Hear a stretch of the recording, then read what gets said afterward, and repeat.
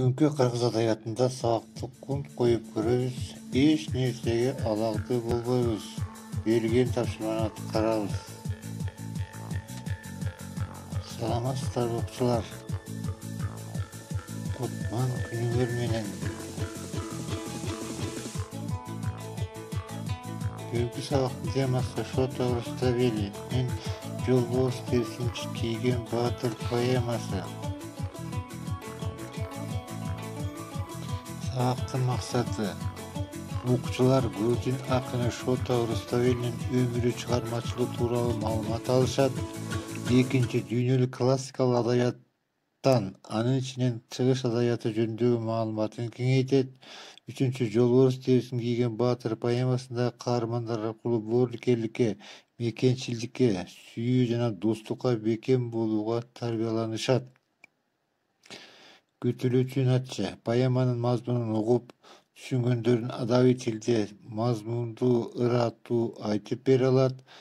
Каармандарга мүнөздөмө берип, аларга колдонулган сөз берметтерин маанисине ылайык кебине колдоно алат.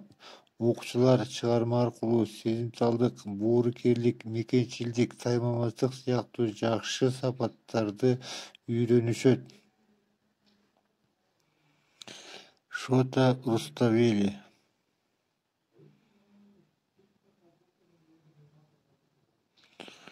Жолборс терисин кийген баатыр грузин элинин сүйүктүү поэмасы. Бул поэма ал элдин классикалык маданиятынын эң жогоркусу болуу менен бирге дүйнөлүк адабияттын эң үлгүлүүлөрүнүн бири болуп саналат. Поэманын автору улуу акын Шота Руставели 12-13 кылымдын аралыгында жашап өткөн жана ушул эмгегин жазып калтырган. Бул доор эски Грузиянын мамлекеттик, экономикалык жана маданият турмушунун гүлдөп турган доору болгон. Руставелинин чыгармаларынын бири биздин күнгө келип жеткени бирөө эле. Ал Жолборс терисин кийген баатыр поэмасы. Бирок ошол жалгыз чыгарма бүгүнкү күндө анын ысымы бүт жер жүзүнө дүңгүрөтүп отурат.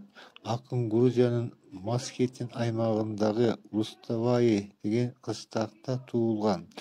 Улуу акын чыгармасында орто кылымдагы кулчулук жана наданчылыкка бой бербей, христиандык курулай ой жооручулукту, мусулмандык сокку-чейинчүүлүк адаттын бузуп, азаттыктын, акыйкаттыктын издеген.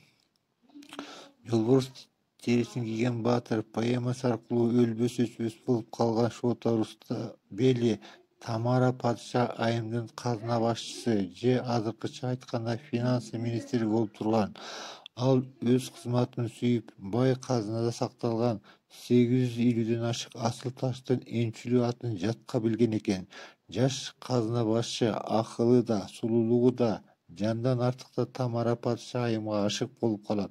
Ал сезимин ыр менен туюндуруу үчүн колуна калем алып, Жолборстун терисин кийген баатыр поэмасын жаратат.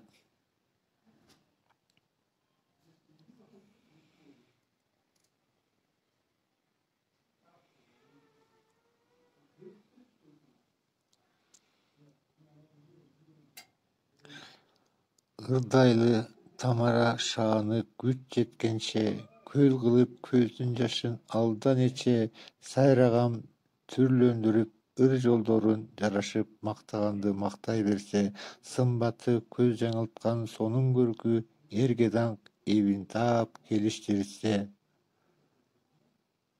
Ал үчүн эң сылык сөз тапмак керек, жазмакка кара чачы агатай деп, жана да эрин, кашын, кирпиктерин жаңылбай уурду менен жакшы теңеп, жылмайса жаркый түшкөн ак тиштери тим эле ирет менен тизген бермет. Тил, сезим, чеберчилик жанга паана, үчөө тең бирдей керек чыгармага кубат берип колдон алган. О акыл-ай, даанышман көсөмдүгүн өзүң гана, ырдайлы сулуулугун тари элдин, ызааттап, урмат айтып үч баатырга.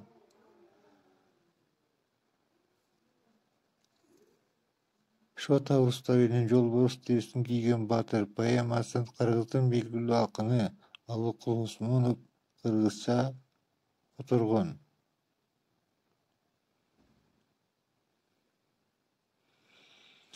Ооба, чыгарманын кыргызча котормосу акын Алыкул Усмонов тарабынан 1939-жылы иштелип чыгып, 1940-жылы жарык көргөн. Акын бул поэманы өзү айткандай эркин которгон. Поэма эркин которгонуна карабай, маанисин бузбай сактаган. Ал өзүнүн Шотага деген ырында устат акынына төмөндөгүдөй кайрылат. Шот аба чын достуктун эң кымбаты, эл үчүн керек жерде ак кызматы. Жөнөй бер, дагы сонун жерге алып бар. Ал дагы мен берген ат кыргыз аты. Таарынба белегинин көрдүң азын. Сынбагын кандай экен ичин ачкын. Ал белек сага тааныш Шулуунистан.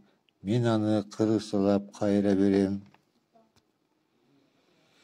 Тарыел сен көргөндөй баа жеткизер, автандыр жүзү жылуу акылман шер, түз дала, бак тугала, тунук суулар, бар тыйнатыңыз үн салган жар. Баягы Караңкөлдөн күткөн Асмат, Батмажан биноого мас күлөт чачат, айтылды өз түрүндөй Фиридондус, не сулуу айлуу түндөр, күмүштүй ак.